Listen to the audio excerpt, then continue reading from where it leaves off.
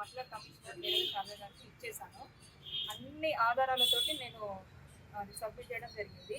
నేను throw police station ద్వారా, throw court ద్వారా నేను లీగల్గా వెళ్తున్నాను.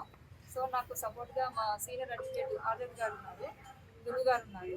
సో నా ఫ్యామిలీ మెంబర్స్, మా మామయ్య, మా అన్నయ్య కూడా ఉన్నారు. సో దీన్ని నేను ఇంకా ముందుకు నేనే కాదు, నాలాంటి ఆడపిల్లలు చాలామంది ఉన్నారని నేను కూడా విన్నాను. వాళ్ళంతా బయటకు రావాలని కోరుకుంటున్నాను.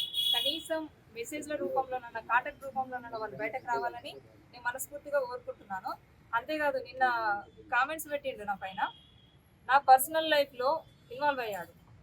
సో నా పర్సనల్ లైఫ్లో ఇన్వాల్వ్ అవ్వడానికి తను ఎవ్వరు? నేను ఏ రోజున తను కాపాడమని నేను ఎప్పుడు అడగలేదు. మరి కాపాడమని నేను అడిగినప్పుడు ఈ రోజు నన్ను కాపాడాలి కదా, అలా ఎందుకు పారిపోతాడు? గత 20 days నుంచి నా నంబర్ ఎందుకు బ్లాక్లో పెడతాడు?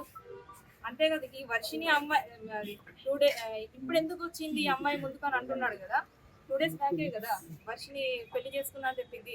మరి నేను తొందరగా రెస్పాండ్ అయ్యాను కదా. అంతకుముందు తల్లి కూతుల బంధం అన్నాడు, గురు శిష్యుల బంధం అన్నాడు. మరి తన నోటికి అదుపు ఉందా? అలాంటి వ్యక్తి నా పైన ఈ తప్పుడు ఆరోపణలు ఎందుకు చేస్తున్నాడు? నిన్న నేనేదో పాయిజన్ బాటిల్ పట్టుకున్నాను అన్నాడు. నేను పట్టుకొని నేనేదో వీడియో కాల్ చేసి నేను బెదిరించానని అన్నాడు. అంటే మీరే పెళ్లి చేసుకోవడానికి మీరే బెదిరిస్తానని అన్నాడు. నిజంగా అలాంటిది ఏదన్నా పాయిజన్ బాటిల్ అంటే తను మందు అన్నాడు. అదే మందు నాకు తెలియదు. ఈ తాగే మందా, అతను తాగే మందా, మరి ఇంకా జనరల్ ఎవరు తాగే మందా నాకు తెలియదు. నేనైతే పాయిజన్ అనుకుంటున్నాను. ఆ పాయిజన్ బాటిల్ తాగి నేను బెదిరించానని అంటున్నాను కదా. అదే పాయిజన్ బాటిల్ ఇప్పుడు మీ మీడియా ముందు నేను అలాగే నేను బెదిరిస్తాను. అందరినీ వదిలేసి, వర్షిని కాదు ఇంకా ఏ దర్శిని ఉన్నా వదిలేసి వచ్చి నాతోటి ఉండాలి. ఉంటాడు ఎవరు అట్లా వస్తే తను నిజం.